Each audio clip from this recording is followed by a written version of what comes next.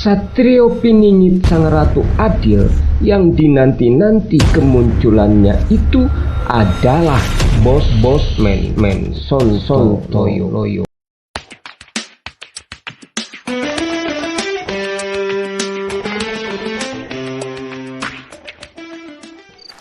Bismillahirrahmanirrahim.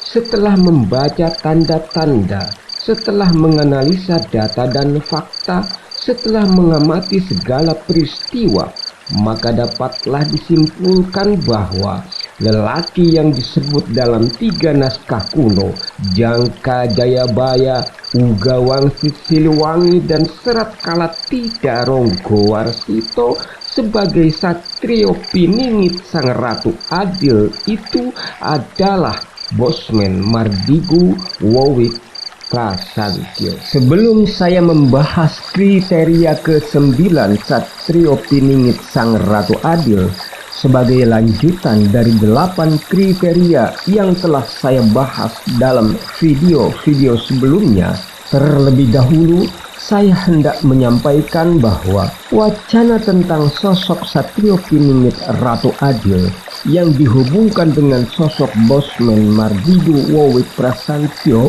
yang saya ketengahkan melalui video kreasi YouTube ini bukan hasil dari ilmu terawangan, bukan keterangan para ahli kebatinan dan spiritual, bukan pula hasil dari wawancara dengan orang yang kesurupan jin sebagaimana yang dilakukan oleh sebagian orang. Tetapi apa yang saya utarakan adalah hasil dari telaahan dan penafsiran terhadap 3 naskah kuno warisan leluhur bangsa, yaitu Jangka Jayabaya, Wangsit Siliwangi, dan Serat Kalatida Ronggowarsito, yang kemudian saya aktualisasikan dalam perspektif kehidupan masa kini dengan mengacu kepada tanda-tanda dan fakta-fakta empirik kehidupan politik, ekonomi, sosial, dan kenegaraan yang terjadi pada masa sekarang. Jadi jelas opini tentang Satrio Piningit Ratu Adil yang saya utarakan dalam video-video channel saya ini bertujuan untuk membuka wawasan baru, pemahaman baru yang lebih up-to-date dan aktual mengenai wacana kemunculan sosok Satrio Piningit Ratu Adil, calon pemimpin ideal Indonesia Raya masa depan. Saya tidak ingin membawa masyarakat ke alam masa lalu, di mana sosok Satrio Piningit Ratu Adil yang digambarkan adalah sebagai tokoh dongeng yang hidup di zaman kerajaan. Sebab menurut saya, pesan-pesan moral yang terkandung dalam naskah-naskah kuno hasil karya para pujangga leluhur bangsa itu seperti Jangka Jayabaya, Uga Wangsit Siliwangi, dan Serat Kalatida Ronggowarsito justru bermakna futuristik, bicara tentang masa depan bangsa Indonesia, bukan bicara tentang masa lalu. Oleh karena itu, sosok Satrio Piningit Ratu Adil menurut persepsi saya adalah seorang tokoh publik yang memiliki dan memenuhi seluruh ciri atau kriteria sebagaimana dimaksud dalam Jangka Jayabaya, Uga Wangsit Siliwangi, dan Serat Kalatida Ronggowarsito. Mengapa demikian? Karena referensi utama mengenai wacana sosok Satrio Piningit Ratu Adil adalah kitab Jangka Jayabaya, Uga Wangsit Siliwangi, dan Serat Kalatida Ronggowarsito. Artinya, bicara tentang Satrio Piningit Ratu Adil, ia bicara tentang isi dan makna pesan Jangka Jayabaya, Uga Wangsit Siliwangi, dan Serat Kalatida Ronggowarsito tanpa menggunakan referensi ketiga naskah kuno warisan leluhur bangsa tersebut. Maka pembicaraan tentang Satrio Piningit tersebut adalah pembicaraan orang ngelantur yang tak perlu diperhatikan, karena pembicaraan tentang sosok Satrio Piningit Ratu Adil adalah pembicaraan serius bukan pembicaraan asal-asalan. Dalam memahami isi dan maksud naskah-naskah kuno tersebut, saya menggunakan perspektif masa kini agar hasilnya sesuai dengan situasi dan kondisi masa kini. Seperti memahami kalimat Satrio Piningit itu bersenjatakan Trisula Weda, Kageman Trisula Weda. Jika kalimat itu difahami menurut perspektif dongengan masa lalu, maka senjata Trisula Weda sebagai pegangan Satrio Piningit itu adalah senjata pusaka dalam bentuk material, yaitu senjata Trisula yang terbuat dari logam yang biasa digunakan kaum pendekar di zaman dunia persilatan. Karena pemahamannya seperti itu, maka sosok Satrio Piningit Ratu Adil yang ditunggu-tunggu kemunculannya itu difahami sebagai seorang pendekar sakti berilmu tinggi, weruh sedurung winara yang memiliki senjata Trisula dalam bentuk material. Tidak heran jika kemudian ketika muncul oknum-oknum tak bertanggung jawab lalu mengklaim dirinya sebagai Satrio Piningit Ratu Adil hanya dengan menunjukkan kepemilikannya terhadap pusaka Trisula, masyarakat awam tersebut lantas mempercayainya tanpa reserve. Padahal makna dari pesan Jangka Jayabaya tersebut, senjata Trisula Weda dimaksud bukan senjata Trisula dalam bentuk material, tetapi suatu gambaran tentang 3 dasar ajaran moral dan 3 dasar ilmu mengelola negara yang harus dimiliki dan dikuasai secara sempurna oleh sosok Satrio Piningit Ratu Adil. 3 ajaran dasar itu adalah sikap benar, jujur, dan lurus sebagai landasan sikap hidupnya, dan 3 dasar ilmu mengelola negara dimaksud adalah ilmu tentang geopolitik, geoekonomi, dan geostrategi yang menjadi landasan dasar kebijakan yang memimpin negara dan menjalankan roda pemerintahan.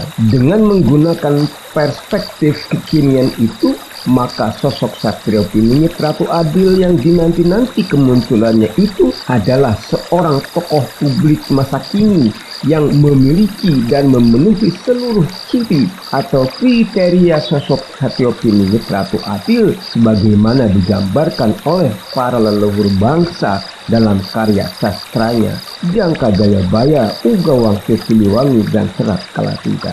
Berdasarkan hasil analisa saya terhadap sejumlah tokoh nasional yang populer di publik serta ramai dibicarakan layak menjadi calon presiden dalam penyelenggaraan Pilpres tahun 2024, tidak seorang pun dari mereka yang memenuhi seluruh ciri atau kriteria sebagai sosok Satrio Piningit Ratu Adil yang akan membangun Indonesia Raya menjadi negara besar dan kuat di dunia, kecuali sosok lelaki asal Madiun, Jawa Timur bernama Mardigo Wawit Prasantyo atau sering juga dipanggil dengan sebutan Bosman Sontoloyo. Lantas, mengapa saya mengaitkan kebangkitan sosok Satrio Piningit Ratu Adil dengan perhelatan Pilpres tahun 2024? Jawabannya adalah pertama, indikasi-indikasi tentang waktunya kebangkitan sosok pemimpin ideal yang bergelar Satrio Piningit Ratu Adil seluruhnya telah nampak secara nyata pada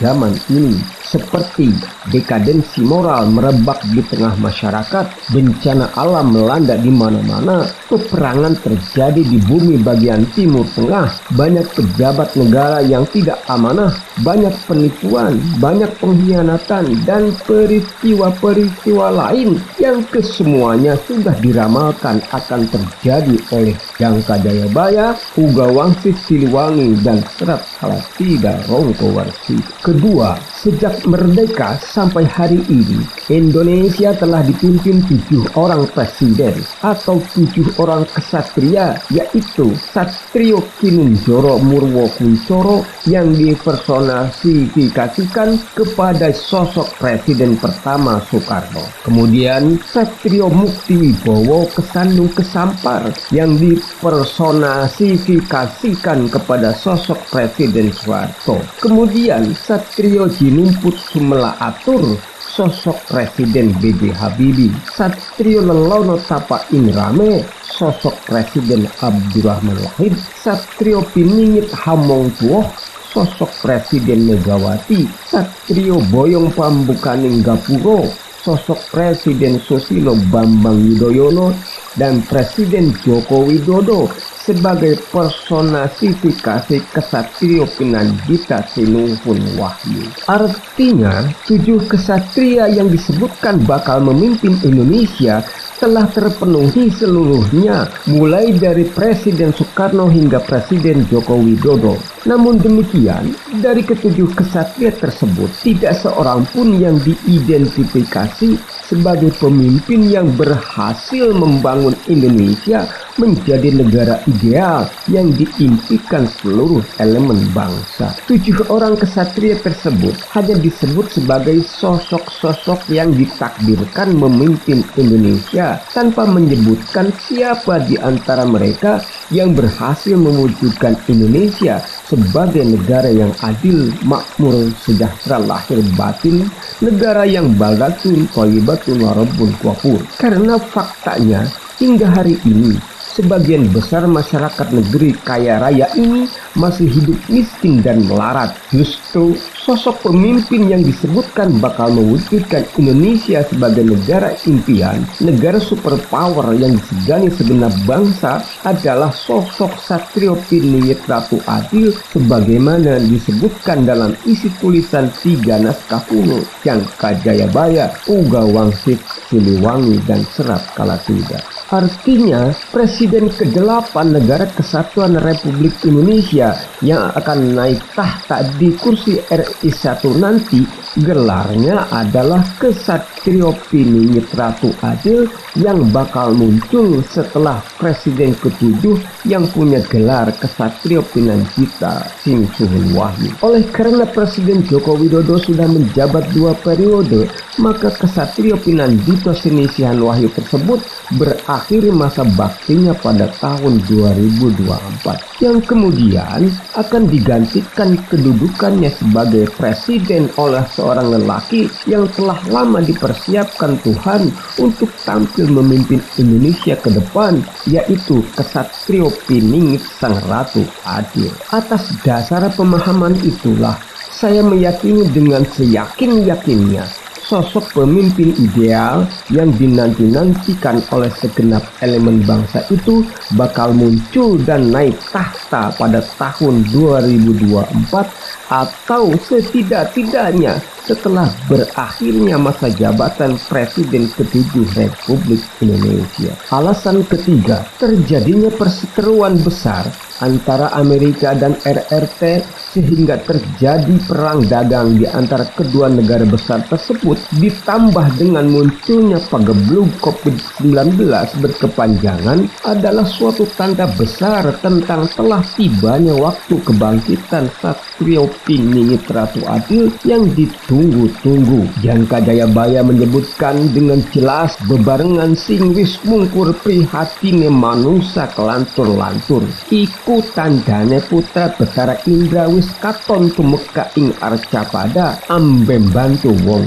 Jawa. Artinya, bersamaan dengan hilangnya kesengsaraan manusia yang berlarut-larut itulah tanda putra Betara Indra sudah nampak datang di bumi untuk membantu orang Jawa. Pandemi COVID-19 ini adalah pageblug yang menyengsarakan manusia secara berlarut-larut. Sudah hampir 2 tahun sejak kemunculannya pada tahun 2019 hingga tahun 2021 ini, pandemi COVID-19 telah membuat sengsara masyarakat secara berkepanjangan, dan bersamaan dengan lenyapnya pageblug COVID-19 nanti, maka saatnya Sang Satrio Piningit Ratu Adil yang disebut oleh Jangka Jayabaya dengan sebutan Sang Putra Betara Indra itu hadir untuk membantu orang Jawa. Di lain sisi, perseteruan antara Amerika dan RRT membuka kesempatan bagi Indonesia untuk bangkit menentukan sikap sebagai bangsa dan negara besar yang tidak tunduk kepada Amerika maupun kepada RRT. Jika kemerdekaan Indonesia tahun 1945 diraih tatkala terjadi perang antara Jepang melawan sekutu yang berakhir dengan kekalahan Jepang akibat dibomnya Nagasaki dan Hiroshima, maka bangkitnya Indonesia sebagai bangsa dan negara besar yang berdaulat penuh secara politik, ekonomi, dan sosial adalah tatkala terjadi perang antara Amerika dan RRT. Atas dasar pemahaman itulah saya meyakini seyakin-yakinnya bahwa kemunculan sosok Hatfiopiningit Sang Ratu Adil adalah berbarengan dengan hilangnya pandemi COVID-19 secara berangsur-angsur dan saat berlangsungnya perseteruan dua negara adidaya Amerika dan RRT. Alasan keempat, setelah kepemimpinan Presiden Joko Widodo, Indonesia akan mengalami krisis calon pemimpin dalam pengertian krisis pemimpin yang memiliki kapasitas dan kapabilitas sebagai pemimpin berjiwa bangsawan dan negarawan. Kalau sekadar figur biasa yang berambisi jadi presiden dengan tujuan hanya untuk menikmati segala fasilitas kenegaraan, punya kekuasaan untuk menambah pundi-pundi kekayaan diri, keluarga, dan kelompok politiknya, punya kewenangan untuk menjual sumber daya alam kepada asing dan asing, Indonesia punya ribuan stok. Tetapi kalau figur pemimpin yang punya visi dan misi menjadikan negara Indonesia Raya sebagai negara besar dan kuat mengalahkan Amerika dan RRT, saya kira sangat kurang. Bahkan bisa dibilang tidak ada. Sebab dari sejumlah politisi yang bakal tampil dalam perhelatan Pilpres 2024, tidak ada seorang pun memperdengarkan suaranya dalam bentuk wacana membangun Indonesia sebagai negara besar dan kuat. Wacana politik kenegaraan yang mereka utarakan masih seputar hal-hal yang bersifat normatif dan umum, bukan hal-hal baru yang dapat memberikan motivasi kepada masyarakat untuk bangkit dan berjuang membangun Indonesia Raya menjadi negara superpower mengalahkan Amerika dan RRT. Sementara kesadaran masyarakat Indonesia untuk tampil menunjukkan dirinya sebagai bangsa yang memiliki kekayaan terbesar di dunia mulai timbul meskipun secara perlahan-lahan. Rakyat Indonesia sudah mulai sadar atas kebodohannya selama ini yang mau ditipu dan dibohongi kaum kolonialis kapitalis yang dikendalikan para globalis cabang. Kesadarannya itulah yang mendorong rakyat Indonesia untuk melakukan perubahan besar dan mendasar dalam mengelola negara kesatuan Republik Indonesia. Titik awal perubahan itu adalah dengan mencari, memilih, dan mengangkat pemimpin ideal yang dapat dipercaya oleh rakyat untuk membangun Indonesia sebagai negara superpower dunia. Oleh karena itu, ke depannya rakyat Indonesia tidak akan pernah lagi memilih calon-calon pemimpin negara yang asal-asalan, asal punya partai politik pengusung, asal punya duit buat membeli suara rakyat, dan asal punya kemampuan menipu rakyat. Figur calon pemimpin seperti itu tidak akan laku lagi pada Pilpres 2024 nanti. Alasan kelima, kemunculan sosok Bosman Mardigu Wiprasantyo di publik telah mengagetkan banyak orang karena dalam waktu singkat meski lewat media sosial, sosok Bosman Mardigu telah populer di kalangan publik. Penggemar dan pemerhati sosok Bosman Mardigu telah menembus angka jutaan orang dalam waktu singkat. Berbagai wacana yang Bosman Mardigu publish baik melalui Facebook, Instagram maupun channel YouTube-nya dapat menarik simpati dan empati masyarakat secara cepat. Berbagai tema tulisan dan narasi video YouTube-nya baik yang bertema politik, ekonomi, bisnis maupun kenegaraan, hampir seluruhnya dapat merubah pola pikir masyarakat, dapat dapat menghadirkan motivasi baru bagi masyarakat, dapat memberikan pencerahan terhadap hal-hal yang selama ini tabu dibicarakan, seperti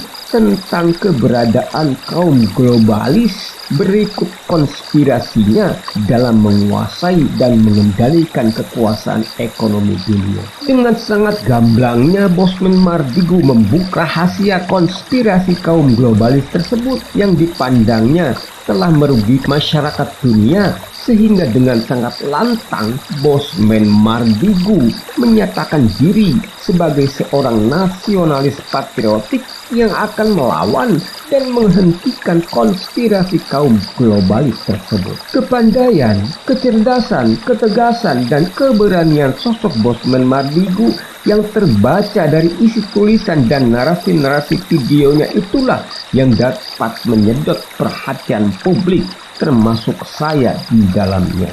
Namun bagi saya tidak cukup sampai di situ, tidak cukup mengagumi dan empati terhadap sosok Bosman, tetapi saya harus lebih dalam mengetahui siapa sebenarnya lelaki asal Madiun, Jawa Timur ini. Setelah membaca dan menganalisa data-data dan fakta-fakta tentang biografi dan rekam jejak Bosman Mardigu, kemudian saya konfirmasikan dengan isi dan maksud 3 naskah kuno Jangka Jayabaya, Uga Wangsit Siliwangi, dan Serat Kalatidha Ronggowarsito, maka kemudian yakinlah saya bahwa sosok Bosman Mardigulah yang pantas menyandang gelar sebagai Satrio Piningit Sang Ratu Adil yang dipilih Allah Subhanahu wa Ta'ala, Tuhan yang Maha Esa, untuk mewujudkan cita-cita masyarakat Indonesia memiliki negara yang besar dan kuat yang dapat memberikan kehidupan yang adil, makmur,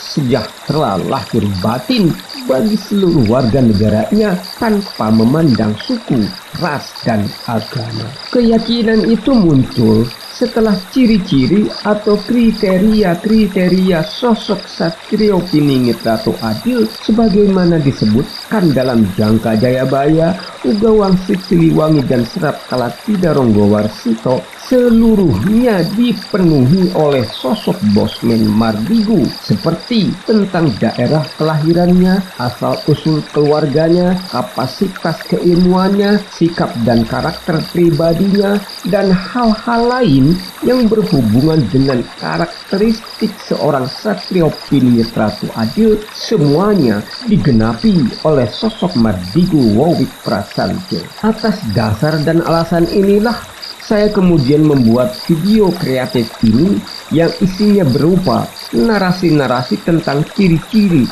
atau kriteria sosok Satrio Piningit Sang Ratu Adil sebagaimana tersebut dalam Jangka Jayabaya, Uga Wangsit Siliwangi, dan Serat Kalatidha Ronggowarsito yang dihubungkan dengan sosok Bosman Mardigu Wawik Prasanjo. 6 video sudah saya publish untuk 8 ciri atau kriteria Satrio Piningit, dan pada video ke-7 ini saya akan membahas kriteria ke-9 sebagaimana disebutkan dalam Jangka Jayabaya, yaitu tentang kepandaian Satrio Piningit dalam hal memprediksi sesuatu atau dalam hal ramal-meramal. Disebutkan dalam Jangka Jayabaya bahwa Satrio Piningit itu waskita tinda dewa, artinya dapat mengetahui sesuatu sebelum terjadi seperti seorang dewa. Namun demikian, prediksi atau ramalan Bosman Mardigu bukanlah seperti ramalan para dukun, tetapi prediksi seorang intelektual akademisi yang didasari oleh hasil analisis terhadap informasi, data, dan fakta yang dimilikinya, seperti prediksinya berikut ini. 3 tahun yang lalu ketika ada rapat internal di sebuah lembaga negara yang saya hadir, saya membuat kesimpulan yang dipublikasi di dalam media sosial Bosman beberapa hari setelahnya. Dengan terang-terangan Bosman mengatakan untuk aplikasi layanan transportasi, maka Grab adalah pemenangnya. Gojek akan beralih ke payment system, yaitu fokus ke GoPay-nya. Inilah informasi di tahun 2017, jauh sebelum semua terjadi seperti sekarang ini. Pertengahan tahun 2020 kemarin di masa COVID yang membuat work from home di wilayah kota besar, Bosman Bosman meluncurkan gosip bahwa Facebook bukan media sosial nomor 1 di tahun 2025. Bahkan bisa hanya setengah pengguna aktifnya dibandingkan sekarang. Dan pemenangnya nanti adalah TikTok. Di November 2020, Elon Musk oleh Bosman dikatakan akan menjadi orang kaya nomor 1 di dunia. Dan sebaiknya invest di usaha Elon Musk yang miliki atau dia kelola. Semua ini hanya prediksi bisnis yang bisa dibaca dari tren. Kalahnya Trump mengecewakan saya, tapi memang politik banyak unsur di dalam menganalisa, bukan hanya popular vote. Singkat cerita, impian saya mencari sekondan dalam perang melawan komunis Tiongkok dan globalis bersama Trump musnah. Trump selesai. Kita fight sendirian. Nggak apa-apa. Seru malahan. Bosman ini untuk perang dengan komunis Tiongkok dalam economic approach strategi yang dipakai Tiongkok soft powernya sudah sangat siap untuk antisipasinya. Juga untuk lawan globalis. Setelah menang baru nanti sikat Amerika. Tetapi sekarang keoknya Amerika tanpa Trump, yowis, Amerika baru sekarang ini. Kita bahas di lain kesempatan. COVID dikatakan Bosman beritanya akan turun di seluruh dunia karena telah berhasil untuk memukul Trump. COVID telah selesai sebagai political tool. Namun tugas COVID sebagai pandemik masih panjang. COVID adalah musuh biologis dan belum bisa teratasi mungkin hingga 4 tahun ke depan. Kecuali bernegaranya seperti Mongolia mungkin ya, atau beberapa negara yang dipimpin cewek seperti New Zealand, Taiwan. Itu semua bagus sekali mengelola COVID-nya. Sekarang kita balik ke geoekonomi dulu. Kita tinggalkan sebentar geopolitik Amerika yang sudah selesai dengan Biden dilantik. Demokrat menang dan bersiap-siap kita perang shadow versi baru. Kita diskusi tentang matinya Facebook juga WA, bagian dari kerajaan Mark Zuckerberg. Namun bukan membuat Mark jadi miskin.